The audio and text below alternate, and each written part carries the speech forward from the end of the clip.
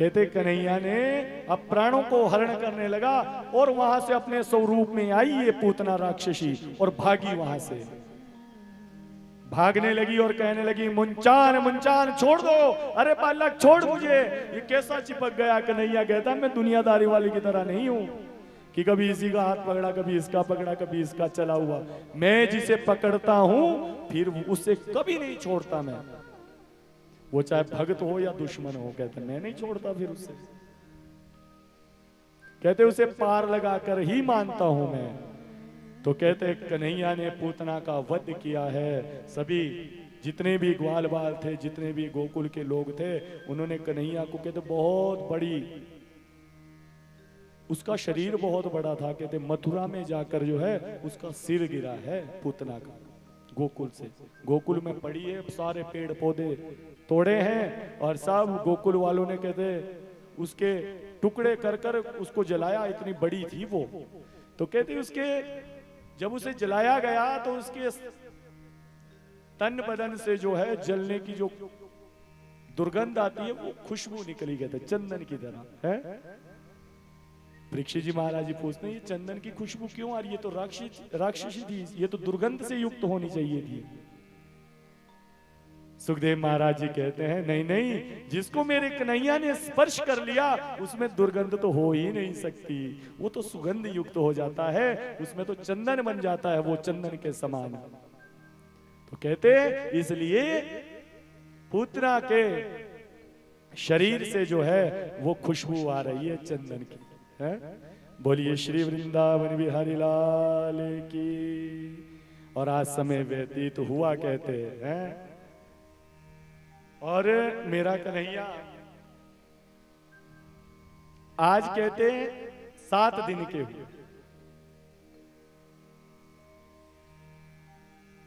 जैसे ही कन्हैया 7 दिन के हुए, आज शंकर भोलेनाथ समाधि में थे बैठे हुए। उनका मन किया कि मैं अपने गुरुदेव से मिलने जाऊं। गुरु समान मानते हैं भगवान को।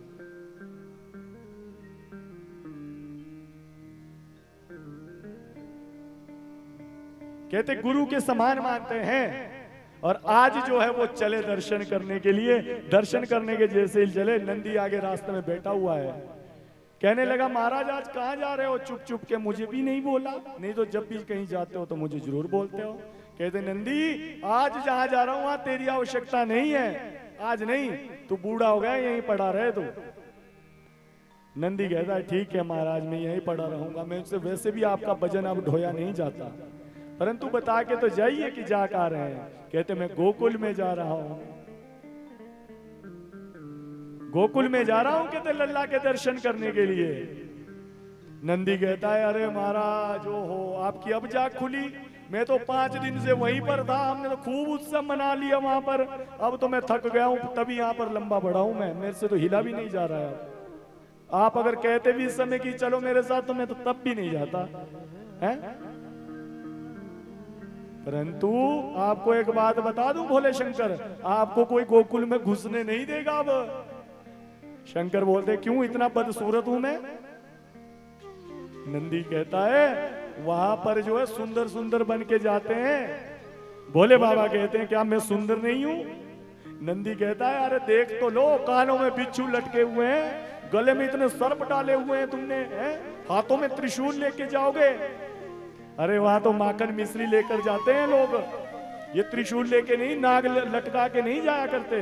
और ये मृगशाला डाली हुई है आपने, कोई नहीं घुसने देगा। कहते मैंने अभी बता दिया, जाना है तो सुंदर स्वरूप बना लो। शंकर भोलेनाथ कहता है शुक्र है तू रास्ते में मिल गया है, तूने आज पहली बार अक्कल की बात की है। कहते एक झनकारी ली, कहते संत महाराज का रूप धारण किया शंकर भोलेनाथ ने। और आज गोकुल के बाहर नंद बाबा के महल के बाहर आज आवाज लगा रहे हैं भिक्षाम देहि। आज नंद रानी ने, यशोदा मैया ने आज एक सेविका को भेजा, हीरे मोतियों के थाल से भरा हुआ। कहते जाओ दर पर कोई संत आया है उसे दो जाकर। भोले बाबा मुकर गए, मैं इसके लिए नहीं आया हूं, मुझे तो उसके दर्शन चाहिए जो घर में हुआ है, बाकी नहीं मुझे कुछ चाहिए। ये कंकर पत्थर मेरे किस काम के। यशोदा स्वयं आई है कहते हैं। बड़ा सुंदर भजन आता है, जरा सा आप भी श्रवण करें।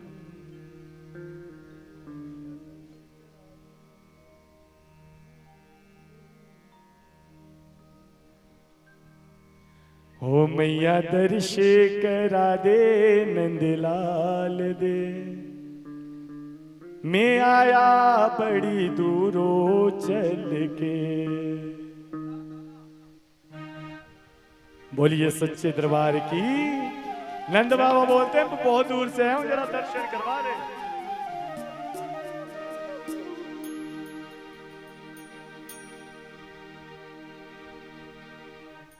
हो मैया दर्श करा दे नंदलाल दे, मैं आया बड़ी दूरों चल के।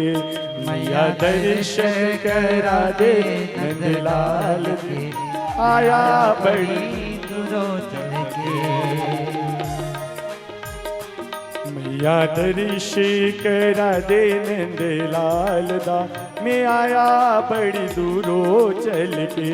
मैया दर्श करा दे नंदलाल का, मैं आया बड़ी दूरों चल के।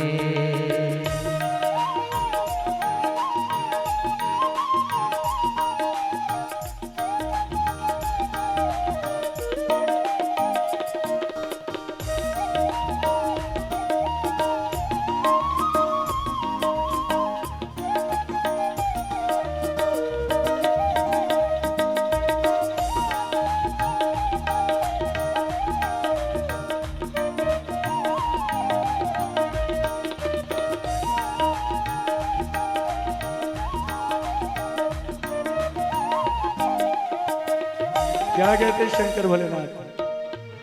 शंकर भोलेनाथ बड़े प्रेम से कह रहे हैं यशोदा मैया से,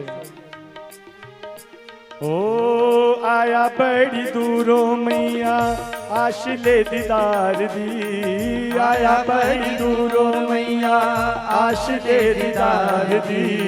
खुशी नाल पा दे भिक्षा कृष्ण ने दे प्यार दी। खुशी नाल पा दे भिक्षा कृष्ण ने प्यार दी। मुझे ये भिक्षा नहीं चाहिए, मुझे ये भिक्षा नहीं चाहिए। मुझे क्या चाहिए? मुझे कन्हैया चाहिए कहते, ये नहीं चाहिए। अगर देना चाहती है तो बस कन्हैया को मेरी गोद में दे दे बस। मैया कहती है मैं कन्हैया के दर्शन नहीं करवा सकती। अभी अभी वो पूतना आई थी, मार दिया था, मेरे बच्चे को बड़ी मुश्किल से बचाया है, और तुम फिर से आ गए कोई और। मैं अब विश्वास नहीं करती किसी के ऊपर, मैं नहीं करवाऊंगी दर्शन। मैया कहती है ओ थाल हीरे मोतिया दे हुण मेले आउंदिया। थाल हीरे मोतिया दे हुण मेले आउंदिया। और भी जो चाहिदा बाबा चोली तेरी पाउंदिया। और भी जो चाहिदा बाबा चोली तेरी पाउंदिया। छड़ खेड़ा मेरे, छड़ खेड़ा मेरे कृष्ण मुरारदा। आया बड़ी दूरों चल के मैया दर्श करा दे नंदलाल का। आया बड़ी दूरों चल के मैया दर्श करा दे नंदलाल का। आया बड़ी दूरों चल के। कह रही है कुछ भी ले जाओ पर बस कन्हैया के दर्शन नहीं हो पाएंगे हैं।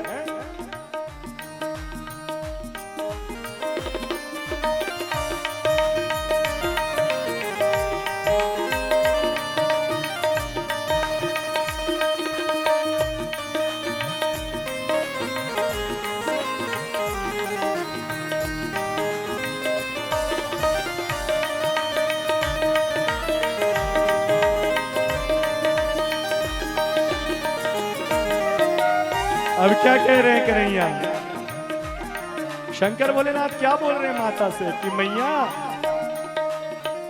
तू ऐसा मत सोच कि ये मुझसे पहले नहीं मिला है, हमारा तो बचपन का याराना है?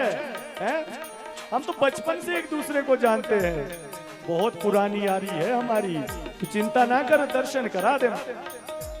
मैया कहती है मैं कैसे विश्वास कर लूं, तू ठहरा बूढ़ा है और मेरा कन्हैया तो अभी जन्मा है। भाई तुम्हारा और मेरे कन्हैया का क्या मेल, मैं नहीं करवाऊंगी दर्शन। शंकर भोलेनाथ कहते हैं कि घर में कोई भी संत आए उसे खाली नहीं भेजते यशोदा, ला बाबा के दर्शन, लाला के दर्शन करवा दे। मैया क्या कहती है, ओ तेरे जेड़े साधु संता नित्य लखा घूम दे, तेरे जेड़े साधु संत नित लखा घूम दे, मुट्ठी मुट्ठी आटे लई सो सो फेर पाओ दे, मुट्ठी मुट्ठी आके नहीं सौ सौ फेरे पाँव दे।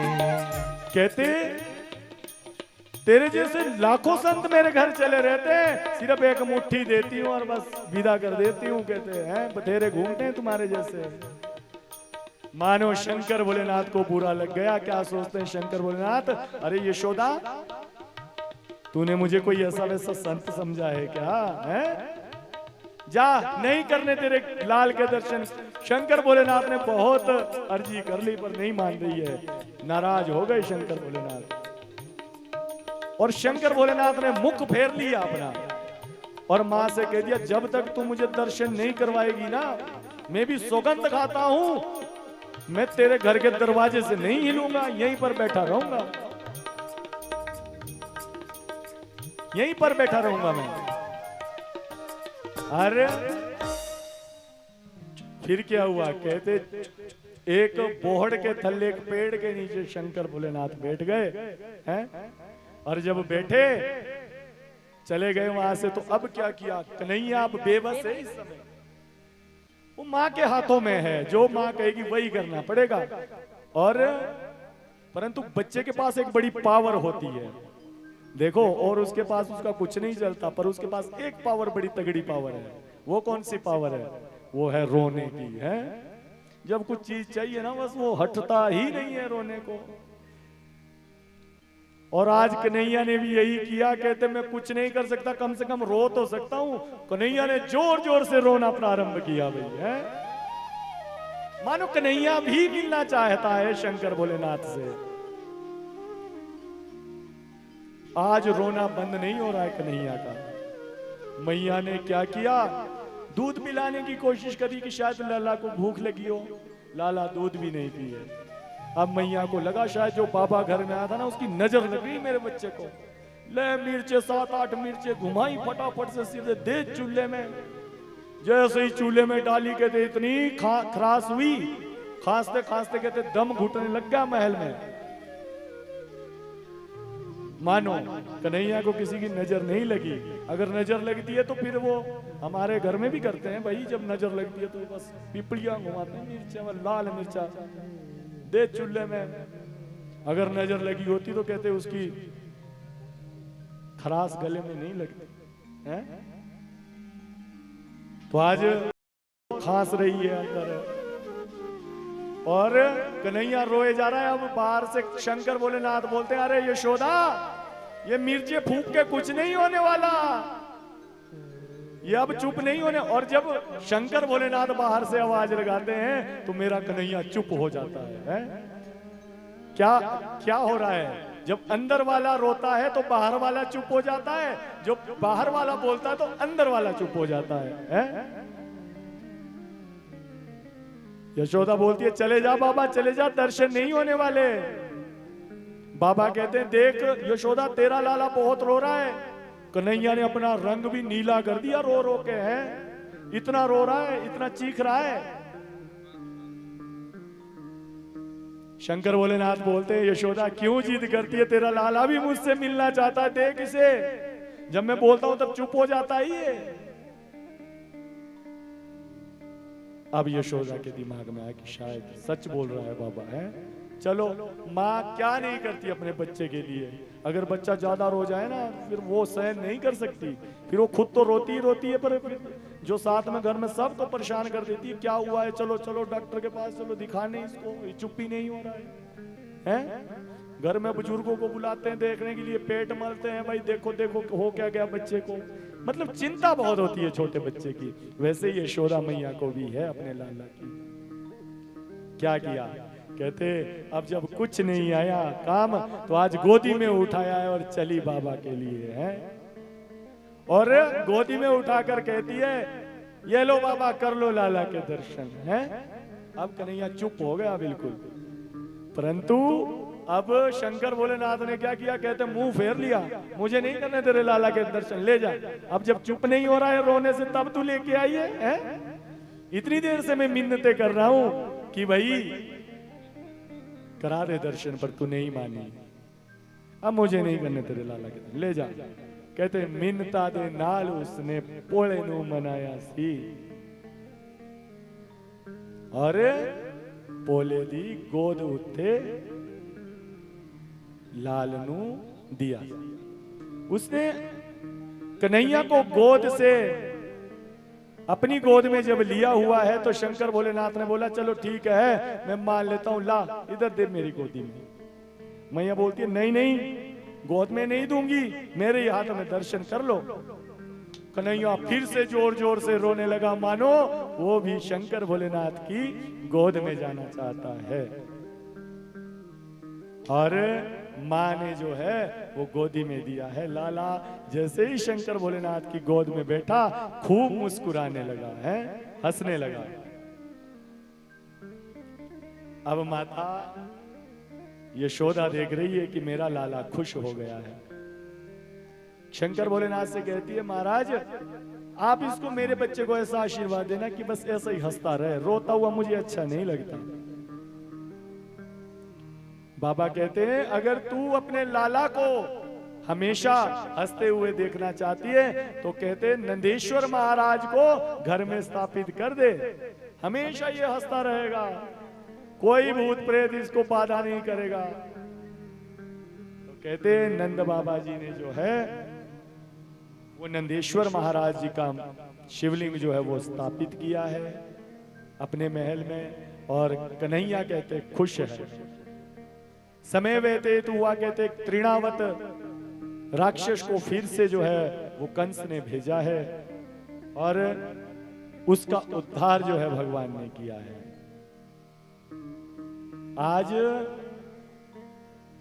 वसुदेव जी जो हैं, मथुरा वाले वसुदेव जी, उनके मन में आया, कहते पुत्र तो मेरा है नंद बाबा जी के पास, परंतु मुझे उनका नामकरण संस्कार करने तक का अवसर नहीं मिला है। मैं चाहता हूं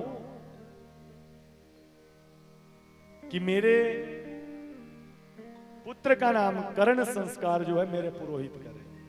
गर्गाचार्य जी को बुलाया गया। कहते महाराज गोकुल में जाइए और गुप्त रीति से जो है मेरे गोपाल का नामकरण संस्कार करें, मेरे लाला का जो है वो नाम संस्कार करके गुप्त रीति से करें। आज गर्गाचार्य जी कहां पहुंचे? गोकुल में पहुंचे। और गोकुल में पहुंचकर जो है आज नंद बाबा के महल में आए हैं। नंद बाबा मानो भूल ही गए नामकरण संस्कार करना, याद ही नहीं है। फिर क्या हुआ? अब गर्गाचार्य जी खुद ही कहने लगे, जैसे नंद बाबा ने पूछा ना और महाराज कैसे हैं आप, कैसे चल रहा है काम काज, जैसे पूछते ही है, तो बातों बातों में याद दिला दिया गर्गाचार्य जी ने। क्या कहा? अरे हमारा तो चला ही रहता है काम, कभी किसी का जन्मदिन, पाठ पूजा, कभी किसी का नामकरण संस्कार। अभी अभी नामकरण संस्कार करके आया हूं भैया। नंद जी के दिमाग में एकदम से आया, अरे अभी तो मेरे लाला का भी नामकरण संस्कार नहीं हुआ। कहते हम उत्सव मनाएंगे प्रभु, आपसे प्रार्थना है कि मेरे लाला का भी नामकरण संस्कार कर दो। गर्गाचार्य जी ने कहा, कहते नामकरण संस्कार तो मैं कर दूंगा, पर वो राजा कंस है ना, वो बड़ा दुष्ट है। अगर उसे पता लगेगा उत्सव का तो कुछ ना कुछ वो अनहोनी कर सकता है। अगर आप गुप्त रीति से कन्हैया का नामकरण संस्कार करना चाहते हो तो मैं अवश्य करवा दूंगा। तो कहते गौशाला में जो है नामकरण संस्कार होने लगा मेरे कन्हैया का।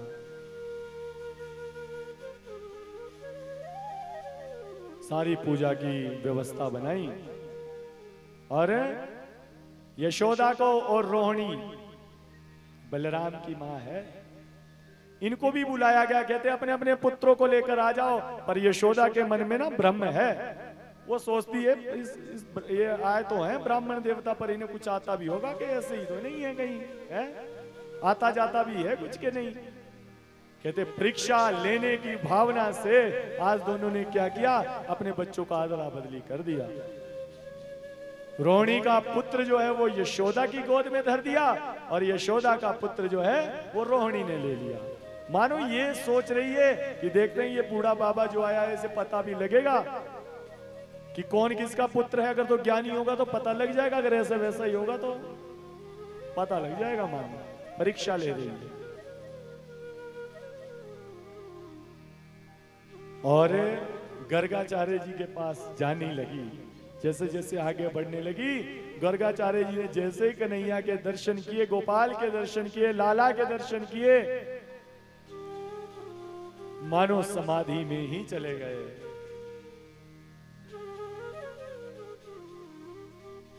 और फिर नंद बाबा जी ने और यशोदा ने कहते हिलाया, समाधि से उठाने की कोशिश कर रहे हैं। यशोदा कहती है अरे खरे संत ले आए हैं, इतने बूढ़े महाराज जी को लेने की आवश्यकता क्या थी। अब लो, ये तो हमें तो हत्या लग जाएगी यहाँ पर। मुझे तो लगता है चले गए ऊपर। उतने में जब हिलाया उन्हें तो उनकी आंखें खुली और देखा, यशोदा कहने लगी महाराज हमने तो सोचा था कि हो ही गया काम है। कहने लगे नहीं नहीं, मैं तो अपने गुरुदेव का ध्यान कर रहा था। फिर गर्गाचार्य जी ने कहा अहो ही रोहिणी पुत्र। कहते यशोदा ये जो तेरी गोद में पुत्र है ये रोहिणी का है, और जो रोहिणी की गोद में कहते पुत्र रखा हुआ है वो किसका है, यशोदा तेरा है। इसलिए अपने पुत्रों की अदला बदली मत करो, अपना अपना पुत्र अपनी गोद में ले लो। अब यशोदा को हुआ नहीं नहीं अच्छे विद्वान है, इन्हें पता है, है? नामकरण संस्कार होने लगा। और गर्गाचार्य जी ने लाला का नाम, यशोदा के पुत्र का नाम आप सब जानते हैं कृष्ण रखा, कई नाम रखे, बलराम रोहिणी के पुत्र का नाम रखा है ना, खूब सारे नाम रख दिए गर्गाचार्य जी। यशोदा बड़ी रीझ रही है, वाह वाह क्या नाम। कहते मेरे से इतने नाम नहीं लिए जाते, मैं तो एक ही नाम लूंगी, कनुआ नाम लूंगी मैं तो अपने कान्हा का है। यशोदा ने कनुआ अपने लाला का नाम रखा। अब यशोदा कहने लगी अच्छा महाराज नामकरण संस्कार तो हो गया, अब क्या टेवा टुआ भी देख लेते हैं, कुछ माड़ा मोटा है आता है देखना। गर्गाचार्य जी कहते हैं हाँ मारी लेता हूं, माड़ी मोटी नजर है, ज्यादा तो नहीं देखता पर चलो ऐसे देख लेता हूं। आज बड़ा सुंदर टेवा लगाया है गर्गाचार्य जी गोपाल का, और कहा यशोदा तू तो बहुत खुश नसीब है, कन्हैया ऐसा होगा वैसा होगा, एक सोने का महल तैयार करेगा, हैं दास दासियां इसके पास होगी, इसके पास कभी धन की कमी नहीं होगी, संतों का आशीर्वाद सदैव मिलता रहेगा। सब अच्छा अच्छा कहने लगे। हर एक ग्रह का जो है अलग अलग फलादेश किया है। और अब जो है टेवा बंद करने लगे गर्गाचार्य जी। यशोदा कहने लगी अरे गर्गाचार्य जी, हे ब्राह्मण देवता, मैं गुजरी हूं ये मुझे पता है, पर इतना तो मुझे भी पता है कि ग्रह कितने होते हैं? कितने होते हैं बोलो? पक्का? नहीं नहीं 11 भी होते हैं, होते नहीं है? आप सबको पता है कि कितने ग्रह, तो उसको यशोदा को भी पता है कि ग्रह 9 होते हैं। कहते गर्गाचार्य जी आपने तो अभी तक 8 ही ग्रहों का वर्णन किया है, उन्हीं का फलादेश बताया है, 9वां ग्रह कहां खा गए, उसका भी फलादेश करो। गर्गाचार्य जी कहने लगे अरे नहीं नहीं यशोदा, ये जो 9वां ग्रह है ना ये ठीक नहीं पड़ा है, इसलिए इसको रहने दे। मानो जो अच्छा अच्छा बोला था वो सब भूल गई है, डर गई। महाराज बताओ बताओ मेरे लाला का ये क्या खराब है, इसमें ऐसा क्या लिखा हुआ है महाराज, बताओ मुझे फलादेश करो आप इसका, मेरे लाला के साथ कोई अनहोनी तो नहीं होगी। मानो डर गई गर्गाचार्य जी कह रहे, अगर यशोदा तू कह रही तो बता देता हूँ। देख यशोदा, सब ग्रह अच्छे पड़े हुए, ये एक ग्रह खराब पड़ा हुआ है। सभी ब्राह्मणों की बात है, जब भी कुंडली लेके जाओगे ना, सब बोले हमारा सब बहुत सुंदर है, बस एक ग्रह खराब है। बस वही गर्गाचार्य जी भी बोल रहे हैं कि महाराज ये ग्रह बड़ा खराब पड़ा हुआ है। यशोदा पूछने की बताओ इसका फलादेश। कहते तेरे लाला की, तेरे कन्हैया की, कहते ब्याह इतने होंगे तू गिनती तक नहीं कर पाएगी, कहते बहुत सारे ब्याह होंगे इसी के, हैं? यशोदा मानो खिलखिलाकर ताड़ी लगाकर हंसने लगी, वाह महाराज वाह, है जो सबसे पहले बताने वाली बात वो सबसे अंतिम में बता रहे हो, और वो भी कह रहे हो कि ये ग्रह ठीक नहीं है, हैं? अरे मेरी कन्हैया के बहुत विवाह होंगे, मेरे बहुत सेवा होगी, है सारी बहू है, कोई चाय लेकर आएगी, कोई दूध लेकर आएगी, कोई टांगे दबाएगी। अब आप ही देख लो जितनी सासुएं बैठी हुई है कि किस किस की कितनी सेवा होती है भाई, है? बहुओं को टांगे दबाने को बोलो तो गला दबाने को पड़ जाती है?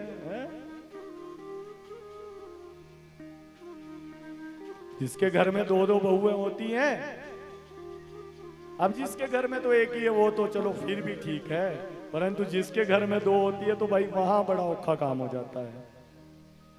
एक सोचती है ये करेगी, दूसरी सोचती है ये करेगी।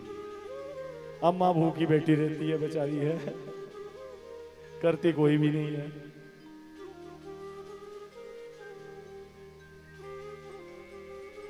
तो ये सास बहुओं का झगड़ा कहते हैं ये दूर होना चाहिए।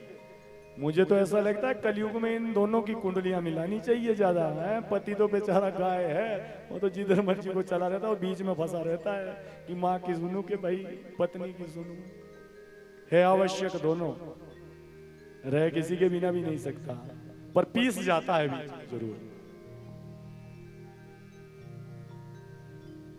तो इनकी कुंडलियां सासू की पहले मिलाओ भाई, ग्रह ठीक भी मिल रहे हैं दोनों के, हैं?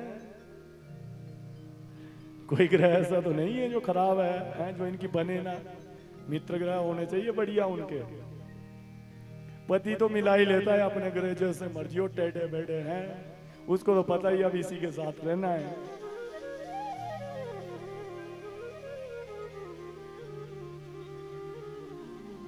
बोलिए श्री वृंदावन बिहारी लाल की।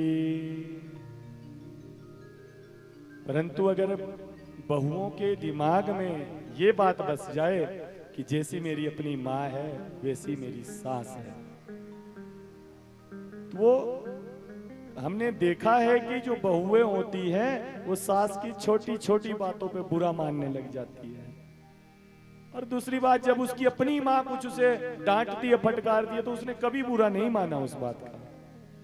बस यहाँ थोड़ा सा भेद पड़ जाता है, तो इस भेद को निकालना चाहिए। और सासू अम्माओं को भी ये चाहिए कि जैसे अपनी बेटी होती है उसी प्रकार से वो भी किसी की बेटी है, इसलिए प्रेम जो है वो बराबर करना चाहिए।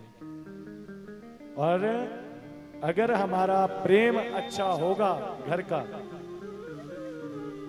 तो हमारे से खुश नसीब आदमी कोई नहीं है। घर में चाहे गरीबी है, परंतु अगर खुशहाली घर में है तो सब कुछ बढ़िया है। घर में आकर अगर शांति आदमी को मिले तो वो स्वर्ग से कम नहीं है। परंतु कहते पति ऑफिस से आता बाद में है, बैग नीचे बाद में धरता है, सबसे पहले चुगलियां दिन भर की है। आज ऐसा हो गया जी, आज वैसा हो गया। तो इन बातों में कुछ नहीं रखा है। जीवन जीने के लिए अच्छा प्रेम होना चाहिए सबसे। ये चीजें त्यागो।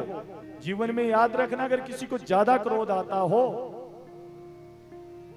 जितना ज्यादा क्रोध आ रहा है उतना जोर से कहते राधे राधे बोलना प्रारंभ करो, उससे आपको क्रोध के ऊपर नियंत्रण अपने आप ही हो जाएगा। है? किसी को गाली निकालने को मन करता है तो राधे राधे बोलो बंद से। गुस्से में जैसे बोलता है वहीं पे बोल दो आप राधे राधे। जो दूसरा बंदा है उसका भी गुस्सा वैसे ही ठंडा हो जाएगा। कहते प्रभु नाम में इतनी सामर्थ्य है कि दूसरे वाला अगर गुस्से में भी होगा और आप उससे राधे राधे कृष्ण कृष्ण कहोगे तो उसका क्रोध अपने आप ही शांत हो जाएगा, वो कुछ बोल ही नहीं पाएगा। जीवन में याद रखना, लड़ने के लिए दो आदमी चाहिए। एक आदमी कभी नहीं लड़ सकता, या लड़ सकता है? बताओ, कोई लड़ा हुआ अकेले ही? साथ में लड़ने के लिए तो चाहिए होगा कोई। अब मान लो जिससे आप लड़ना चाह रहे हो वो बोले ही कुछ ना, चुप हो जाए, कितनी की देर बोल लोगे? 5 मिनट बोल लोगे, 10 मिनट बोल लोगे, इससे ज्यादा नहीं बोला जाता है। कहने का भाव क्या है कि अपनी जीवा के ऊपर संयम रखना चाहिए, तब हमारा परिवार अच्छे से चलेगा। ये खटास जब एक बार परिवार में आ जाती है तब जुड़ना बहुत औखा हो जाता है। बोलिए श्री वृंदावन बिहारी लाल की। कहते नामकरण संस्कार हुआ, लाला का टिपड़ा दिखाया गया। अब गर्गाचार्य जी से कहती है मैया, अरे प्रभु आपने हमारे घर में बड़ा उत्सव मनाया है, भगवान का नारायण का नामकरण संस्कार हुआ है मेरे लाला का, चलिए भोजन करके जाइए, भूखे नहीं जाने दूंगी। गर्गाचार्य कहते हैं, अरे तुम्हें पता नहीं है, तुम गुजर जाति में हो, तुम्हारे हाथ का भोजन मैं नहीं करता हूं। यशोदा कहती है, मुझे पता है महाराज, परंतु मैं आपको पवित्र दूध, गाय का दूध अभी दोहन करके दूंगी और थोड़े से सूखा अन्न दूंगी, आप खीर बना लीजिए और भोग प्रसाद पाकर आप जा सकते हैं। गर्गाचार्य ने कहा ठीक है। अब माँ दोहन, गौ दोहन करके लेके आई है और गर्गाचार्य जी को दिया। फिर क्या हुआ? कहते गर्गाचार्य जी ने गोबर का लेपन किया और पतीला रखा, बढ़िया सुंदर ढंग से खीर बनाई है। और गर्गाचार्य जी का नियम है कि जब भोग बन जाए तो सबसे पहले भगवान का दर्शन करके भगवान को भोग लगाते हैं, आंखें बंद करके। मानो 12 बार जो है गायत्री मंत्र का उच्चारण करके भोग लगाते हैं नारायण।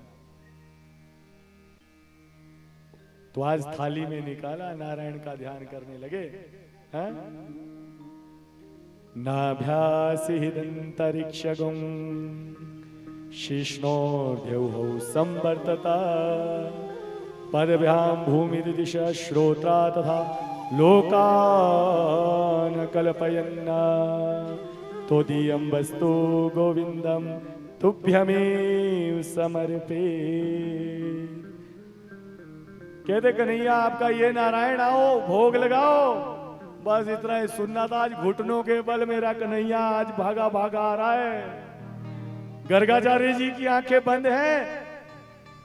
सुखदेव महाराज जी कह रहे हैं, राजा देखो, परीक्षित देखो उस दृश्य को, क्या सुंदर झांकी भगवान की है। आज घुटनों के बल चलते हुए मेरा कन्हैया आज जो है भोग पाने आ रहा है साक्षात रूप में।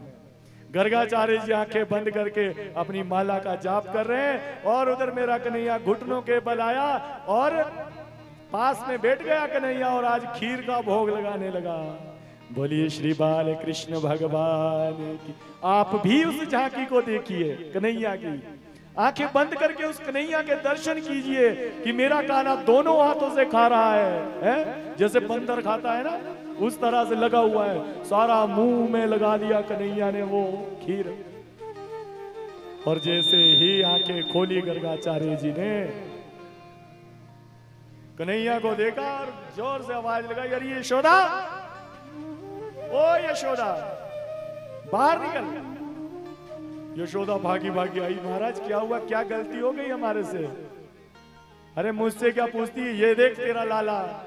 और लाला का मुख देखा, लाला ने जो है अपने मुंह में भी खीर लपेटी हुई है सारे हैं।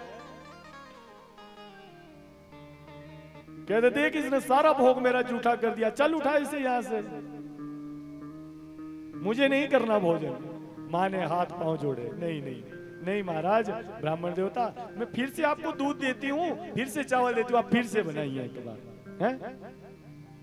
तो कहते लाला को ले गई, स्नान इत्यादि करवाए, साफ सुथरा किया लाला को।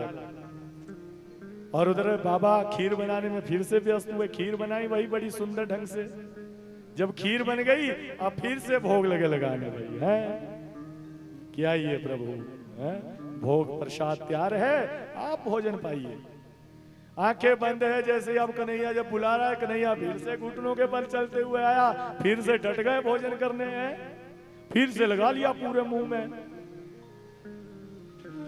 अब जब पूरे मुंह में खीर लगी है, जैसे गर्गाचार्य जी ने आंखें खोली, देखा वही दृश्य दिख रहा है। गर्गाचार्य जी जोर से आवाज लगे लगाने, अरे बस इतना ही मुख से निकला, उतने में कन्हैया ने मुख के ऊपर उंगली रख दी। कहते चुप। गर्गाचार्य जी बोलते क्या हुआ? गर्गाचार्य जी पूछ रहे हैं लाला से, कहते क्या हुआ, क्यों चुप करवा रहा है? कन्हैया बोलता बस चुप हो जाओ, मेरी माँ को बुला रहे हो, खुद ही मुझे बुला रहे हो, और जब आ जाता हूं तब अपनी माँ को, मेरी माँ से मुझे डांट खिलवा रहे हो, हैं? ये तुमने अच्छा तरीका किया है। गर्गाचार्य जी कहते मैं तुझे थोड़ा नहीं बुला रहा हूं, मैं तो नारायण को बुला रहा हूं। उसी समय कहते भगवान ने अपना चतुर्भुजी रूप जो है वो गर्गाचार्य जी को दिखाया है। बोलिए श्री बाल कृष्ण भगवान की। शंख चक्र गदा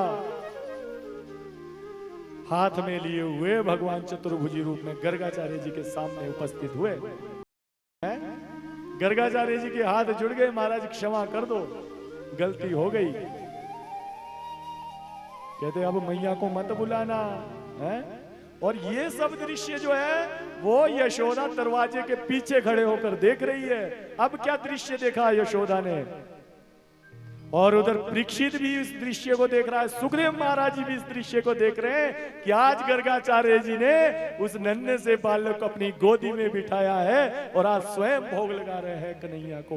देखो उस दृश्य को, है ये सब दृश्य मां यशोदा भी देख रही है, राजा परीक्षित भी देख रहा है, और सुखदेव महाराज भी इस झांकी का दर्शन कर रहे हैं। मानो आंखों से जल प्रवाह हो रहा है सुखदेव महाराज जी के भी, है? कैसी सुंदर झांकी है। कहते अपने हाथों से कन्हैया को भोग लगा रहे हैं। उधर से यशोदा भागी भागी आई, ऐसे कर दिया, मानो बोलना चाह रही हो कुछ। गर्गाचार्य बोले हाँ यशोदा क्या हुआ? यशोदा तो गुस्से में कहती है अच्छा अब ये भी मैं बताऊं कि क्या हुआ? इतनी देर तो मेरे कान्हा ने जब आपका भोग झूठा किया तो बड़ी डांट खिलवाई, और आप खुद ही गोदी में मिटा के इसको भोजन करवा रहे हो। गर्गाचार्य जी कहते हैं अरे यशोदा तू नहीं जानती कि ये कौन है? कहते ये इतना ही कहना था, उतने में कन्हैया ने थप्पड़ लगा दी मुंह के ऊपर, मानो चुप हो जाओ, माँ को मत बताओ, मुझे नहीं इसे बताना है कि मैं साक्षात पर ब्रह्म हूं। क्योंकि अगर माँ को ये पता चल गया कि मैं पर ब्रह्म हूं तो कहते हैं कल हमारी स्पेशल बनवा देगी, बस उसके अंदर डाल देगी, रात को सुबह उठ के धूप लगाएगी, फिर से बंद कर देगी, बस यही काम है मेरा, है? मुझे फिर कोई नहीं पूछता पूरे दिन भर, सुबह भी धूप लगा तो लगा, नहीं तो बस रात को चले हुए 10-10 बजे भी कहीं तो हमारा लगाए आते हैं धूप वहां जाके। मुझे भगवान बनने में कोई प्रसन्नता नहीं है, कहते हैं मुझे तो बस अपनी माँ का बेटा बनकर रहना चाहता हूं मैं, ये कहना चाहते हो। तो गर्गाचार्य जी ने बात को घुमाया, अरे ये तेरा लाला है ना बहुत भोला है, ये मुझे बड़ा अच्छा लगा, तो चलो मैंने सोचा कोई बात नहीं, ये भी पालेगा मेरे साथ, इसे भूख लगी होगी। तो कहते कन्हैया ने अब अपनी लीलाएं चलानी जो है वो प्रारंभ की है। बोलिए श्री वृंदावन बिहारी लाल की। आज कन्हैया थोड़ा सा और बड़ा हुआ, कुछ समय व्यतीत हुआ और कन्हैया थोड़ा बड़ा हुआ है आज। और आज घर से पहली बार कन्हैया ने अपना पांव बाहर निकाला है? और मानो आज कन्हैया जैसे ही घर से अपने महल से बाहर निकला, गोकुल में जो रेत थी आज कन्हैया जो है अटकेलियां खा रहा है उसमें, है? मानो अपने पूरे तन बदन में, अपने पूरे शरीर में उस रज को लगाना चाहता है, उस ब्रज भूमि की रज को अपने पूरे शरीर में लगाना चाहता है मेरा कन्हैया। और आज कन्हैया जैसे घर से बाहर निकला और भी जो छोटे छोटे बच्चे थे वो भी इकट्ठे हो गए भाई, एक पेड़ के नीचे सब बैठे हैं, दोनों सब इकट्ठे हो।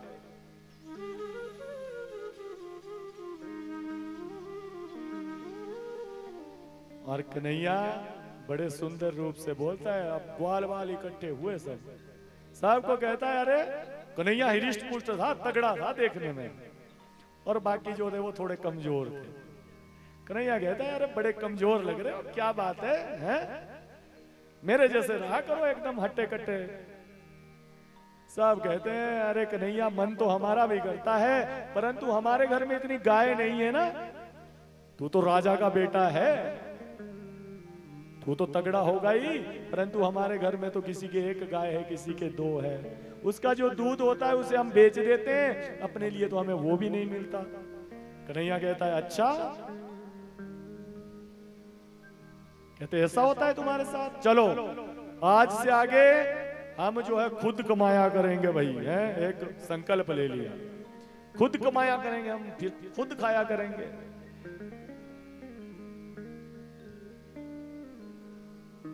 एक कहता है, ग्वाल कहते खुद कमाएंगे, हैं? इतने से तो हैं हम, क्या कमाएंगे हम और क्या खाएंगे? कन्हैया बोलता है, कहते मेहनत किया करेंगे भाई और खूब खाया करेंगे। कहते क्या मेहनत करेंगे? कहते लोगों के घर में जा जाकर जो है माखन खाया करेंगे, खूब माखन खाया करेंगे, कहते खूब परिश्रम करेंगे, मेहनत का खाएंगे। सब कहने लगे, अरे कन्हैया ये मेहनत नहीं है, तू तो चोरी सिखा रहा है? कन्हैया बोलता है, नहीं नहीं नहीं नहीं, चोरी के तो मैं बिल्कुल खिलाफ हूं, वो तो मैं करना ही नहीं चाहता, ना करवाना चाहता हूं। कहते लोगों के घर में जाएंगे तो चोरी नहीं हुई? कन्हैया समझाता है, नहीं नहीं ऐसे नहीं होता। कहते कैसे नहीं होता? कहते हम उसी के घर में जाएंगे जो हमारी मंडली में होगा भाई, साथ में है, उसी के घर में हम धावा बोलेंगे, और के घर में नहीं जाएंगे, जो हमारी मंडली में होगा, कभी इसके घर में दावा, कभी उसके घर में, कभी इसके घर में। तो कहते जब जो हमारे साथ होगा, अगर वो भी साथ में होगा तो चोरी कैसी हुई? वो तो पार्टी हो गई, कभी तेरे घर में कभी मेरे घर में, ये चोरी नहीं हुई, कहते ये मेहनत हुई हमारी। एक लगा कहने, कहते अगर पकड़े गए तो खूब पीटेंगे कन्हैया, हैं? मार पड़ेगी बहुत। कन्हैया बोलता है, चिंता ना करो, मेरे पास एक ऐसा मंत्र है, चाहे जितना मर्जी चोरी कर लेना, तुम्हें कोई पकड़ नहीं पाएगा, कोई नहीं पकड़ पाएगा। अब कन्हैया मंत्र बताने लगा। अच्छा, आप भी सुनना चाहते हो मंत्र को, हैं? कि कन्हैया ने क्या मंत्र उन ग्वालों को बताया? हाथ खड़ा कर दो जिसने सुनना है, अच्छे से बताऊंगा फिर। ले ले ले ले, तो बहुत खड़े हो गए हाथ। अरे आपने क्या करना, आपने कहीं डाका थोड़ा नहीं डालना है? सुन के क्या करना उस मंत्र का, कोई काम आने वाला थोड़ा नहीं है, काम तो कन्हैया के आएगा। वो कन्हैया कहता है, कहते कफलम कफलम बोलना, कहते छूट जाओगे, पकड़ में ही नहीं आओगे, हैं? बस यही मंत्र होगा, कफलम कफलम कहना, सब छूट जाओगे, भाग जाओगे, कहते हैं। सब तैयार कर दिए कन्हैया ने। आज ग्वाल बाल मंडली का प्रधान बना है आज कन्हैया, है? लाठी भी ली हुई है, कहते मैं प्रधान हूं अपनी मंडली का। आज बड़ा सुंदर रूप मेरे कन्हैया ने बनाया है।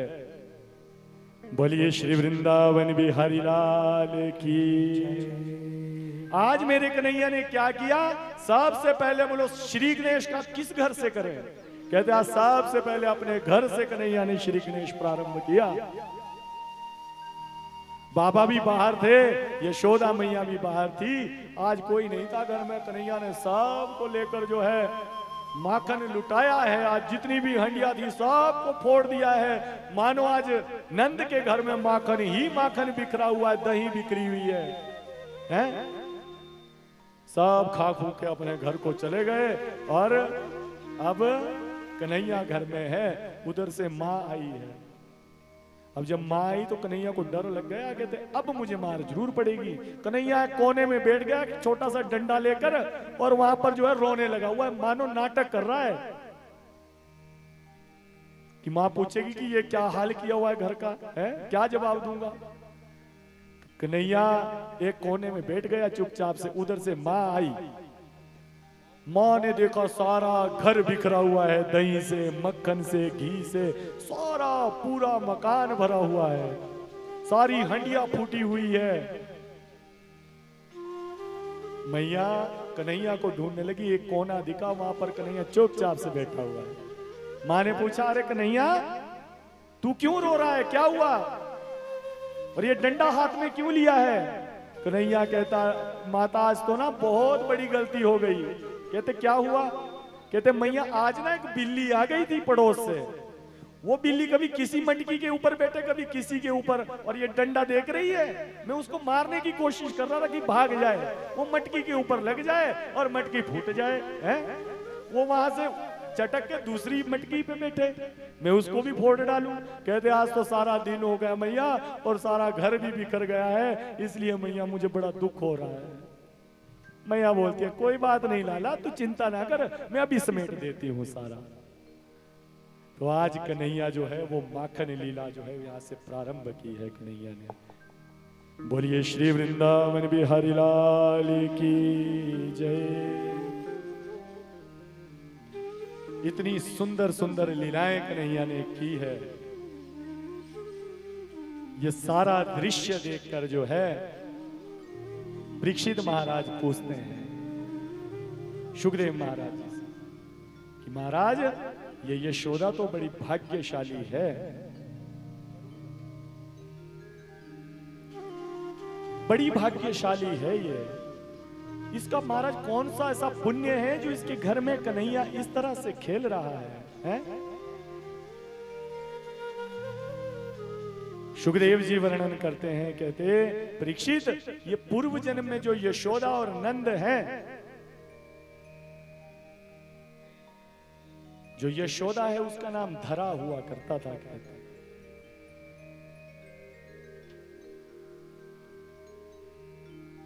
धरा नाम था। कहते ये भगवान की बड़ी भक्त थी। कहते इसने अपना सारा जीवन भगवान को न्यौछावर कर दिया, सिर्फ एक ही संकल्प में कि मुझे बस प्रभु जैसा पुत्र चाहिए।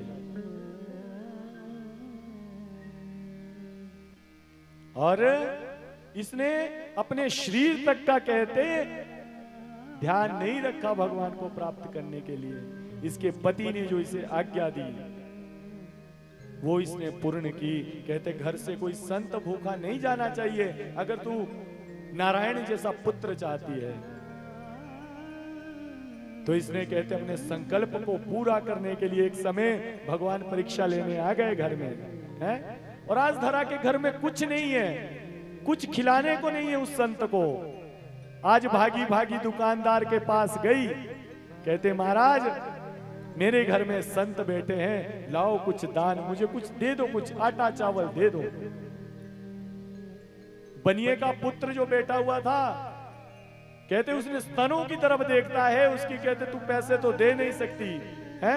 जैसे ही धरा ने ये चीज देखी कि ये मुझे गंदी नजर से देख रहा है, आज धरा ने वहां चाकू उठाकर अपने स्तनों को काट कर मांस का चीथड़ा जो है आज किसके हाथ पे रखा? उस बनिए के पुत्र के हाथ में रखा है। कहते ये पकड़, तुझे अगर इससे प्रेम है तो ले ले, पर मुझे बस चावल और दाल दे दे, मेरे घर में संत भूखा बैठा हुआ है। कहते खून से लथपथ हुई हुई धरा जो है अपने घर पहुंचती है। घर पहुंची, संत ने देखा रे ये क्या खून से लथपथ है, मानो सारी भीग गई है, खून का कतरा कतरा जो है वो निकल रहा है धरा से। और जैसे ही घर पहुंची आटा दाल चावल फेंके, गिर गए और चक्कर खाकर जैसे गिरने लगी, कहते उस संत ने जो है अपना स्वरूप बदला और कहते चतुर्भुजी नारायण रूप में भगवान प्रकट हुए हैं। बोलिए श्री नारायण भगवान की। जब नारायण प्रकट हुए, कहते धरा का सारा रोग ठीक किया भगवान ने। और धरा से कहा मांग बेटी क्या चाहती है? तो धरा ने सिर्फ एक ही बात मांगी, क्या? कहते प्रभु मेरा तुम्हारे बिना दिल नहीं लग रहा है, मुझे बस तुम जैसा पुत्र चाहिए और कुछ नहीं चाहिए मुझे जीवन में। तो आज उसी संकल्प को पूरा करने के लिए आज भगवान नारायण ने जो है आज कृष्ण का स्वरूप धारण किया है। बोलिए श्री वृंदावन बिहारी लाल की।